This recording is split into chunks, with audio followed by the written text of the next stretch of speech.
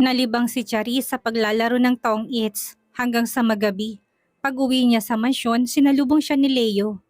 "Ba't ngayon ka lang?" Banayad na tanong ni Leo. "Sorry, nalibang ako. Hindi ko alam na may curfew pala ako rito." Hindi naman sa ganun, depensa ng binata. "Kaya lang, kababae mong tao'y ginagabi ka sa kalye. Nag-iisa ka pa naman." "Sorry, hayaan mo hindi na maulit, boss." "Kumain ka na?" "Oo, kina Tio Pros." May humaplos na kasiyahan sa dibdib niya dala ng pag-aalala nito. Pauwi na sila ng gabing iyon. Pasado 9:00 na kaya maluwag ng traffic dahil bihasa na si Charis sa pagdadrive ng Pajero. Biglang may pumasok na kapilyahan sa isip niya. Kung hindi naka-seatbelt si Leo, malamang ay nahulog na to sa upuan nang biglang irangkada niyang sasakyan. Napakapit to sa upuan. "Charis, what's going on? Slow down." Ngunit tila wala siyang narinig. Nakipagkarera siya sa isang kotse. Nakipaghabulan sa stoplight. "Shit, Charis!" sigaw ni Leo. Muntik na silang mahagip ng paparating na cargo truck. Sumagitsip ang preno ng sasakyan na magpreno siya. Nanginginig sa galit ang binata. "Itabi mo," utos nito. "Kung gusto mong magpakamatay, huwag kang mandamay. Marami pa akong pangarap sa buhay." Ganun na lang ang kanyang halakhak. "Tumayo ng balahibo sa batok mo, boss." Kantyaw niya. Inistart niyang muli ang sasakyan. Maagap nitong pinatay ang makina. Dinaklot siya sa magkabilang balikat at marahas na niyugyug. Nang hindi masiyahan, kinabig siya nito at buong ding hinalikan sa mga labi. Pakiramdam niya'y nadurog ng mga labi niya. May nalasahan pa siyang maalat-alat sa loob ng bibig. Hindi siya makakilos. Hindi makapanlaban. Naiipit siya sa manibela at sa mahigpit na pagkakayakap ni Leo. Parang nawalan siya ng lakas. Saka lang siya nito tinigilan ng kapwa na sila kapusin ng hininga. "Move, ako nang magmamaneho." Mariing utos nito. "Sorry," hinging paumanhin niya ng maigarahin na nito ang sasakyan pagdating sa mansyon. Nauna na siyang pumanik sa itaas. Gigil na gigil pa rin si Leo sa galit. Kung nagkataong lalaki si Charis, tsak na binuntal na niya ito sa nangyari. Dahil sa matinding galit at tindi ng nerbiyos na inabot, nawala na siya ng ganang kumain ng hapunan. Dumiretso na rin siya sa higaan. Hanggang sa mga sandaling yon, pinanlalambutan pa rin siya ng mga tuhod. "That reckless fool," mahina niyang pagmumura. Mariin siyang pumikit. Hanggang ngayon kinikilabutan pa rin siya. Ilang beses silang muntik-muntikang mabangga kanina nang makipagkarera si Charis sa ibang sasakyan. Isang malalim na buntong hiningang pinakawalan niya. Masasal pa rin ang tibok ng puso kapag nagkataon, hindi lang ulo niya ang sasakit, pati puso niya na laging na-overwork kapag tinutoy yung kanyang bodyguard. Hindi na kayang ipagwalang bahala ni Charis ang gutom na nararamdaman. Pakiwari niya kinakain na ng malalaking bituka malilit niyang bituka sa tiyan. Bumangon siya at bumaba. Hindi na siya nag-abalang isuot ulit ang pantalon na hinubad kaninang pagdating. Hindi rin makatulog si Leo, kumakalam din ang sikmura. Napilitan siyang bumangon. Naghalungkat ng makakain sa kusina, tinatamad na siyang magbihis. Buong akala niya'y mag-isa na lang siyang gising. Bukas ang pin light sa may hallway. Kaya hindi na siya nag-abalang magbukas ng ilaw. Kinuha niyang karton ng fresh milk sa ref at ininom. Diretso mula sa lalagyan. Buong akala naman ni Charisse siya lang ang gising. Binuksan niyang ilaw sa kusina. Nagulat pa siya na may marinig siyang nagmura. Otomatikong naitakip nila yung braso sa may noo. Nasilaw sa biglang liwanag. "Oh shit! Oops! Sorry!" Otomatikong hingin pa man hindi ni Charisse. Pero natawa siya nang tumambad ng halos nakabold na katawan nito. Nakabrief lang ito ng puti. Hindi nito malaman kung paano tatakpan ng sarili sa pagkabigla. Siyang nagpabalingan nito. "Ikaw talagang babae ka. Napakaburara mo." Tinignan niya sarili. Naka-t-shirt siya. Bahagya nga lang umabot sa upungan ng mga hita. May underwear naman siya. Yun nga lang wala siyang bra. Ugali kasi niya magalis ng bra kung nasa bahay lang. "Hoy, mas desente naman akong tingnan kesa sa'yo, no? At least kahit paano may t-shirt ako." Pagtataray niya. Napaurong siya nang bigla siya nitong lapitan. Mahigpit nitong hinawakan ng magkabila niyang kamay at dinala sa kanyang likuran. Hinapit siya nitong papalapit. "Naghahamon kang talaga, no?" Naglabasan ng mga ugat nito sa noo. Dahil sa pagkapikon. Kung gugustuhin ni Charis na madali siyang makaalis sa pagkakayakap nito, gasino lang natuhurin niya to. Pero parang nawalan ng lakas ang kanyang mga tuhod. Lalo na magkadaiti ang kanilang halos subad na katawan. Daig pa niyang nakuryente ni hindi niya nga nagawang iiwas sa mga labi ng halikan nitong mga yon. Noong una, marahas ang paghahalik nito, Ngunit pagkatapos ng ilang sandali, nagiba na ang tiyempo. Naging mapano yung mga labi nito, nakayukuto, nakatingkayad siya. Ang kanyang mga kamay na kanina lang ay pigil-pigil nito, ngayon himalayan at kusang yumakap sa leeg nito. Kinabig niya to para lalo maglapat ang kanilang mga labi. Noon lang siya nakaranas ng mahalikan sa mga labi ng may pagsuyo. Agad niyang nalimutan ang karahasan ng binata kanina. Nakalili yung mga labi nito nagbibigay ng 1,001 kaligayahan sa kanyang pagkatao. Ito ang unang natauhan. Marahan itong kinala sa mga kamay niya sa leeg nito. Napatitig to sa kanyang muka, nakapikit pa rin siya. Ninanam ng mga halik nito, as if he couldn't resist it. Mulito nitong inangkin ang mga labi niya sa mabilis na binitawan. Sorry, hinging pa umanhinit at mabilis na tumalikod. Nanlalambot na napasandal si Charis sa pinto ng ref. Hinintay na muna niyang maging normal ang tibok ng kanyang puso bago hinarap ang pagkain, lalo siyang ginutom sa nangyari. Pabiling-biling si Leo sa higaan kapag pumipikit siya, imahe ni Charis ang kanyang nakikita. Hanggang ngayon, nararamdaman pa rin niya ang lambot ng katawan nito. Her lips were so sweet. His body was still throbbing for wanting her. He knew he was still virgin. Hindi pa nga to gaano marunong humalik and he wanted to be her teacher in the art of lovemaking.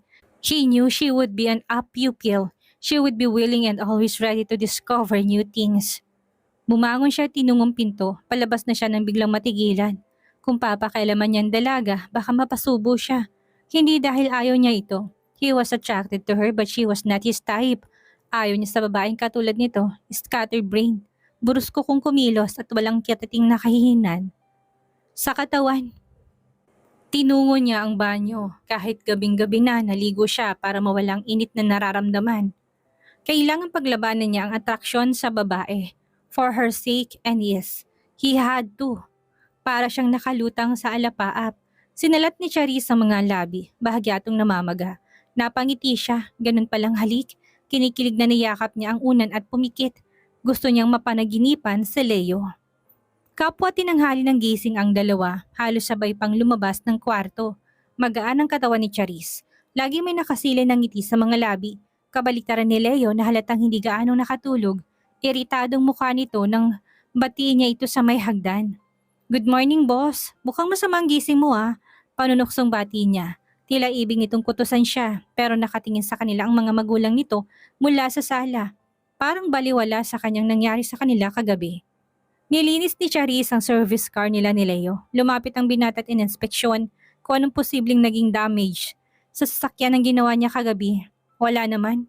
Binuksan nito ang pinto, noon ito napansin ng isang bungkos ng rosas.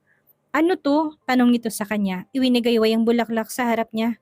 Ay sayang, nalanta na. Akin na, pwede pa yata.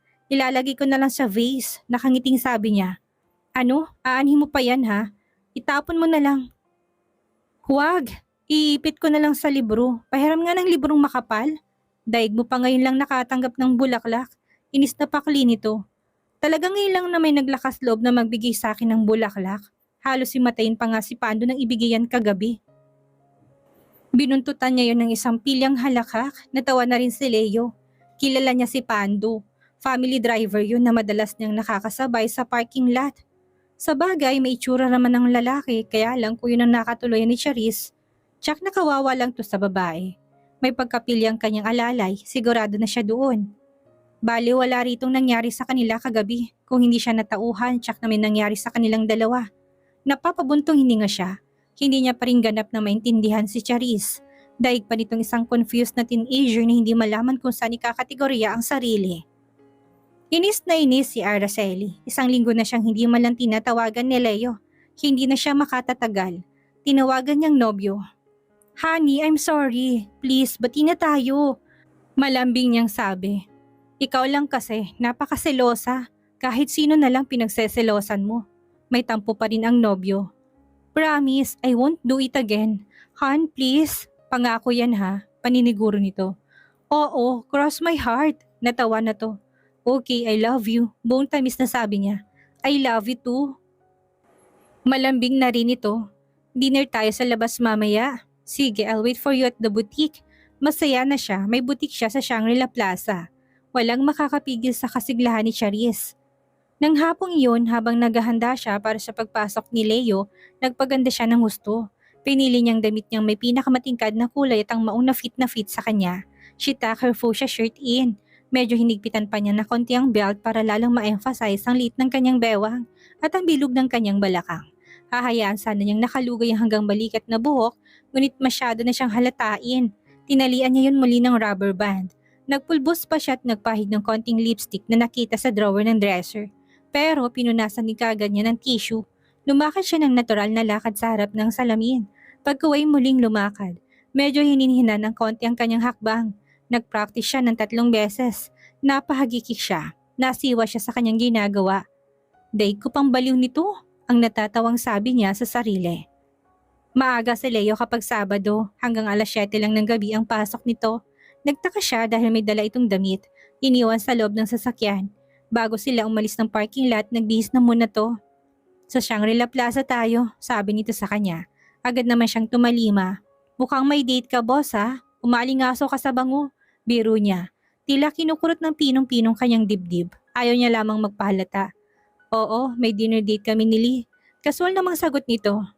Charis, huwag mo nga kang tinatawag na boss. Para namang leader ako ng mga sanggano niyan. O sige, sir na lang. What happened to Leo? Hindi ba't yun naman ang dati mong tawag sa akin? Kasi naisip-isip ko, ikaw ang amo ko. Dapat may titulo ang tawag ko sa'yo. Tama ng Leo. Robin. Sinong Robin? Takang tanong niya. Ikaw, Robin na Robin ang dating mo. Matigas. Siga, ala Robin Padilla. Napahalakak siya ng malakas. Akala ko pa naman, useless lang palang pagpapakahinhin ko sa araw na to. Dumin ang tapak niya sa accelerator. Bumilis ang sasakyan. O, dahan-dahan. Umiiral na naman ang pagiging kaskasera mo. So why ni Leo? Gusto niyang ibangga ang sasakyan para huwag matuloy ang date nito sa nobya.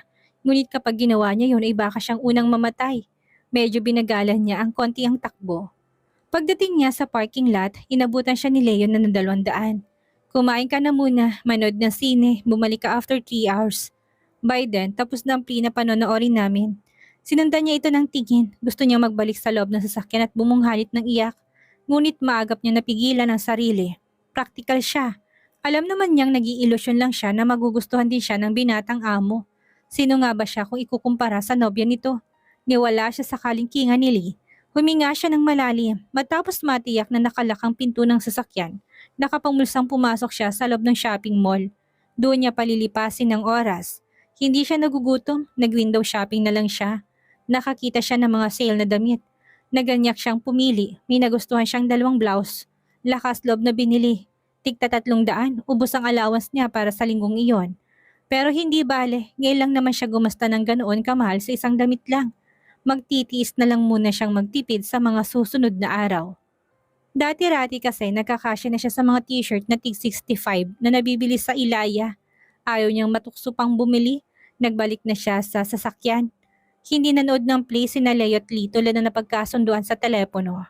Pagkatapos nilang maghapunan, nagpatuloy sila sa paborito nilang lugar. Kanina pa alumpihit si Leo, ayaw lang niya magtampo ang nobya kapag siyang unang nagyayang lumabas ng hotel. Gusto nito doon na sila magpalipas na magdamag. Paanong driver ko na naghihintay sa parking lot? Sabi niya. Hayaan mo siya doon, hindi naman maaano yun eh.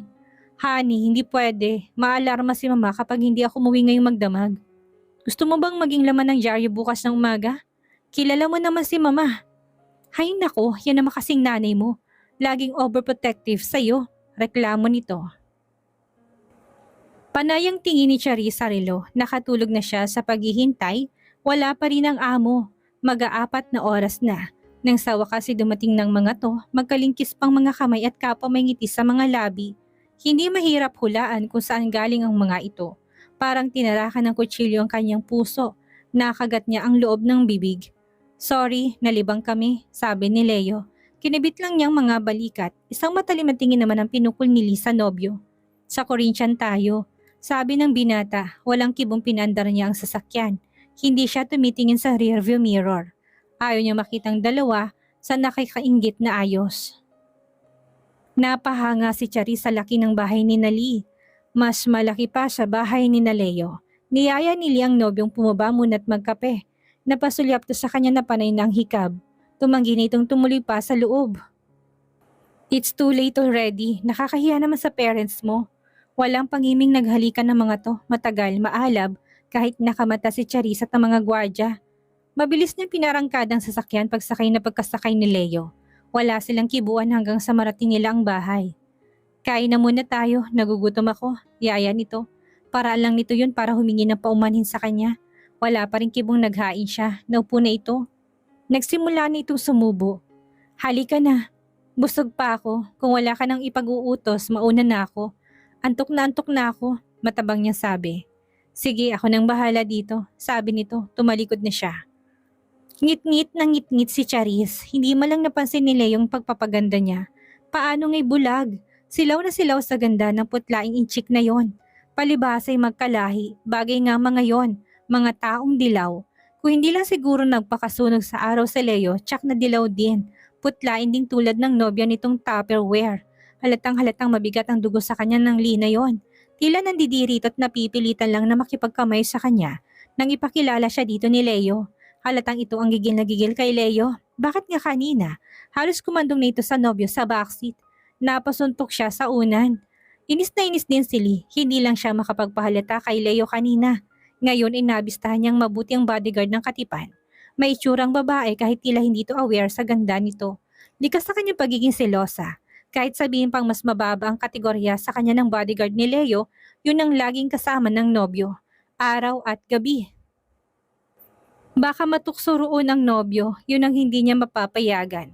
Kung bakit kasi napakamanhid ni Leo, ilang beses na niya itong niyayang magpakasal pero ito pang umaayaw. Marami pa raw itong gustong gawin. Magkasing edad sila, ilang panahon na lang lagpas na siya sa tamang edad ng pag-aasawa ng isang babae. Hindi makatulog si Leo, hindi niya maintindihan ang sarili kung bakit parang nagigilty siya na pinaghintay niya ng matagal si Charis sa parking lot. Hindi ba't yun naman ang talagang trabaho ng dalaga? Maluwang ang ngiti ni Pando nang pumarada sa tabi ng Pajero si Charis. Tulad nung nakaraang Sabado, may dala na naman itong roses at chocolates para sa kanya. Kinausap niya ito ng tapatan. Pando, alam mo hindi tayo talo. Hindi siya kumilos para abutin ng bulaklak at kahon ng chocolates. Please naman, tanggapin mo na ito. Pangako huli na to. Sayang naman kung itatapon ko lang sa basurahan. Ang mahal pa naman, pakiusap nito. O sige, pero hindi na to mauulit ha. Initya niyang bulaklak sa loob ng sasakyan. Binuksan ng chocolate. O kumain ka, matikman mo man lang ang binili mo. Kumuha to. Hindi ko naman to binili, bigay ng amo kong dalagita.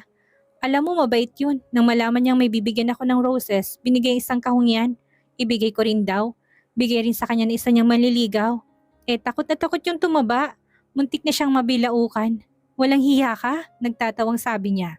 Sabay kabog ng malakas sa likod nito. Napaaray ito. Oops, sorry, napalakas yata.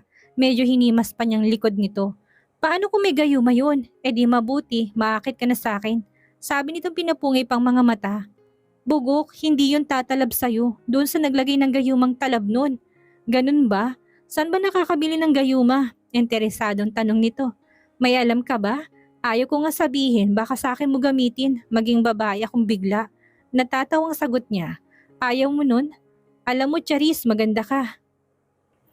Umangat ang kanyang kilay. Pexman? Kahit sang anggulo tignan, maganda ka. Pati pangalan mo, girl na girl. Bakit ba hindi ka magpakababae? Kapag sinagot mo ko, pakakasalan kita kaagad. Singit nito. Hoy Pando, malabo yung illusion mo. Saka ako naging tunay na babae ako, malabo tayo makita. Tsak, nasa ermita na ako. Mas malakas ang kita dun ano? Napakamot na lang to ng ulo. Laging mas maagang labasan ni na Lori ang dalagitang sinusundo ni Pando. Anak ito ng isang congressman. Natanawan na nilang dalagita. First year college ito. Nakangiti nitong palapit sa kinaroroonan nila nang biglang may dalawang lalaking sumulpot at sumabay sa paglalakad nito. Desende ang kilo sa pananamit ng dalawa. Parehong nakangiti habang kinakausap ang dalagita, ngunit hindi nalingid sa matalas na mga mata ni Charis ang biglang pamumutlaan ni Lori. Halatang pilit at alanganin ang ngiti nito, masyadong malapit ang dalawang lalaki nakasabay dito. Dikit na dikit at nakabakit na parito. Ibig sanyasan ni Charis si Pando. Pero umikot na to sa loob ng sasakyan at binuksan ng pinto para sa dalagitang amo. Patay mali siyang nagpunta sa harap ng Pajero. Kunwari may tinitingnan sa may hood. Lihim niyang sinundan ng tingin ng tatlong nagdaan sa harap niya. May nakatuto kay Lori pero hindi niya tsakumbaril. Lumapit kay Pandong isa sa dalawang lalaki. Yan ang tsinempohan ni Charis. Ang magkalayo ang dalawa, simbilis ng kidlat na kumilos siya. Binambo ng maliit na tubong likod ng lalaking nakahawak kay Lori sabay sigaw kay Pando. Laban! Agad na nalugmok ang kanyang kalaban, napatili naman si Lori at humingi ng saklolo. Panay ang ilag ni Pando sa saksak ng lalaki, sinaklolohan niya to. Hinataw ng tubong kamay ng lalaki na may hawak na patalim. Naparing king ito sa sakit. Nabitawan itong sandata, anyang tatakbo to ngunit nagtitingan ng ibang estudyante na nakarinig ng sigaw na saklolo. Pinagtulong-tulungan ang dalawang kidnappers. Lamog ng mga to nang dumating ang security force ng eskwelahan. Inalo ni Charis ang nanginginig na si Lori. Iyak pa rin to ng iyak sa matinding takot. Tama na, ligtas ka na.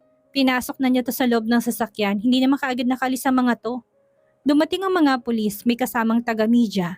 Panay ng kuha ng cameraman, kabila-kabila ang interview ng mga reporters. Sikat si Charis, siya ang lumabas na hero. Marami ang nakasaksi kung paano niya nagapi ang mga kidnappers. Samantalang napabilis naman ang lapit ni Leo na makita nagkakagulo sa kinapaparadahan ng kanilang sasakyan. Kinabahan siya. Eksaktong tinatanong ng reporter ang dalaga na makalapit siya dito. Excuse me, sandali lang, patlang niya. Inakbayan niyang alalay para hindi makatutol, nilayo sa karamihan. Hindi niya namalayan ang itutok ng medyang camera sa kanila. Bahagyang tinabingan niyang dalaga bago inusisa. Anong nangyari? Bakit tila sangkot ka? Tinangkang kidnapin yung anak ng Congressman de los Reyes. Sinaklolohan ko, may pagmamalaking sabi niyo. What? Nilabanan mo yung mga kidnappers? Pagigilalas niya na pagkuway napilitan ng concern sa kabila ng iritasyong pagkaguhit pa rin sa muka. Hindi ka ba nasaktan? Paano kung may baril yun? Wala naman patalim lang ang gamit. Saka hindi man ang mano-mano, sa laki nilang yun, makakaya ko ba sila ng sabayan? Hinataw ko sila ng tubo. Hindi ko nga masyadong nilakasan, baka mamatay. Kaya di kargo konsensya ko pa. Napailing si Leo, lumapit ulit sa kanilang reporter at ang cameraman.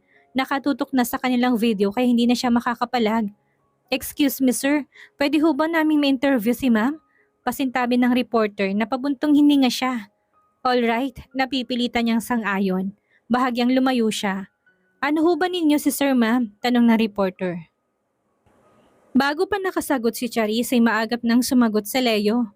Misis ko, aniya sabay akbay sa dalaga. May pinuntahan lang ako sandali kaya nagpaiwan na siya dito sa parking lot. Kunot noong napatingin ng dalaga sa kanya, alam niyang naramdaman itong madiing daklot niya sa balikat nito. Hindi to kumibo. Sabi po ng mga nakasaksi kayong sumaklolo sa anak ni Congressman de los Reyes. Patuloy ng reporter. Paano bang nangyari? Muling na-recount ni Charis ang mga pangyayari. Hangang reporter sa lakas ng loob nito. Mahusay ho pala kayo sa self-defense, ma'am. Takot to siguro si sir na magloko Biro ng reporter. Isang mahinang halakak lang ang sagot ng dalaga. Inis na inis si Leo pero hindi makapagpahalata. Lumapit sa kanilang mga pulis. Inanyayahan sila sa presinto para makuhanan ng statement si Charis. Madilim ang mukha niya. Hinila siya ni Charis sa isang tabi. Pwede ka nang mauna. Kina Tio Pros na lang muna ako uuwi ngayong gabi. Bulong nito. Lalo na salubong ang kanyang mga kilay. Pinapasok niya sa loob ng sasakyan si Charis. Sige ho, Chief. Susunod na kami. Nagtagal sila sa loob ng presinto. Hinintay pa nilang mga magulang ni Lori. Labis-labis ang pasasalamat ng mag-asawa kay Charis. Nag-flash kaagad sa TV ang pangyayari. Inihabol ng reporter sa The World Tonight ang detalye ng balita.